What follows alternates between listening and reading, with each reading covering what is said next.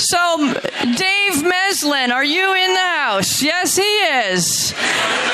I didn't even get a chance to ask you a question. I don't think we need to go through any formalities. But we do need to give Dave Meslin a little bit of our attention now. As we're starting again, let's bring it down. Lots of campaigning and strategizing in the room. Thank you. So let's bring him on up here. Dave Meslin. My presentation overlaps a bit with Camille's, so you have to apologize for that. We didn't realize we were both doing the same topic. I haven't started yet, don't worry. Rosario Marchese's here. Thanks for coming. So when I was in high school, I wanted to run for president of student council, obviously with the slogan Mez for Prez, but I was told I couldn't run because my grades were too low. So I started a voting reform campaign at high school to change the rules. This was 1991, my first political campaign. I got 300 students to sign a petition, and I launched an underground paper with a cover story about the unfair electoral system at our school.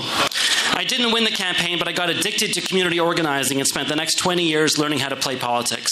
And one thing I learned during those projects is that most people feel completely excluded from City Hall and don't participate in the decision-making process. So in 2006, I launched City Idol that tried to create a new space in politics and tried to prove that there are young, creative, inspiring people who want to participate in the leadership role if they feel invited. Our 4 winners from City Idol ran for council, and during those campaigns, I realized that Toronto's election system is deeply flawed and essentially perpetuates the status quo. There are 4 clear indicators of a broken system. One is voter turnout. With less than 40% voting, clearly something is wrong and people feel disengaged. The second indicator is turnover. On average, only 1 sitting councillor is defeated in any Toronto election, sometimes 2. The third indicator is representation. As was mentioned earlier, Toronto prides itself on our diversity, but we only have 22% on council as visible minorities and 11% women. 10 seats in Scarborough, all men. The last indicator is fairness. In 2006, 14 candidates won their seats with less than 50% of the vote. 7 of them were incumbents, which means most of their constituents didn't want them back, and they won anyways. This brings us to Better Ballots. It's a new project that tries to raise awareness and spark dialogue about the need for voting reform in Toronto. Rather than endorsing a particular model, we're trying to encourage an open debate on all the options. Our first task is to build broad support for the idea of voting reform in the city. As you can see, in a few short months, we've built an unprecedented consensus around 2 points. First, that the current system is not working, and number 2, there are options worth looking at. So let's run through a few of those right now.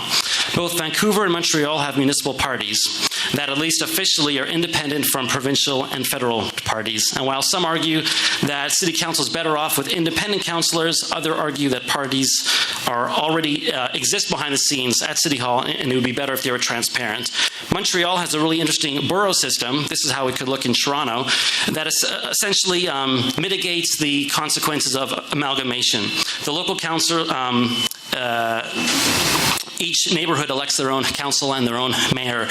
New York City also elects president in each borough. Term limits, of course, is used all across the U.S. and American cities. It creates a guaranteed cycle of turnover and allows new faces on council more easily. Some argue that it's undemocratic and could cost us good politicians who deserve to get reelected, but let's look at it. Ranked ballots are used in many cities in the U.S. It's a simple and easy to implement solution that eliminates vote splitting, eliminates strategic voting, brings more voices into the election, and produces fair results. It's used in San Francisco and Minneapolis.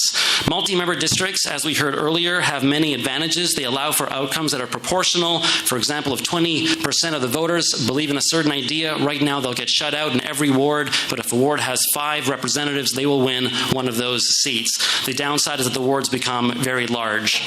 There are many other options worth looking at, such as at-large seats and weekend voting. This chart shows 30 cities and who is using some of these ideas I've talked about. Toronto's the only city that hasn't explored any of these options. Our job at Better Ballots is to raise awareness and to put this issue on the map. We're off to a great start. We had the cover of iWeekly last week. We have a lot of supporters and volunteers. But what we really need is you. We need your energy, we need your creativity, we need your time, and we need your ideas. You can visit our website, you can go to our Facebook group, you can also go to the Twitter thing if you're into that sort of stuff. Thanks to the organizers for putting this together. Thanks for inviting us. We're Better Ballots, and we're ready.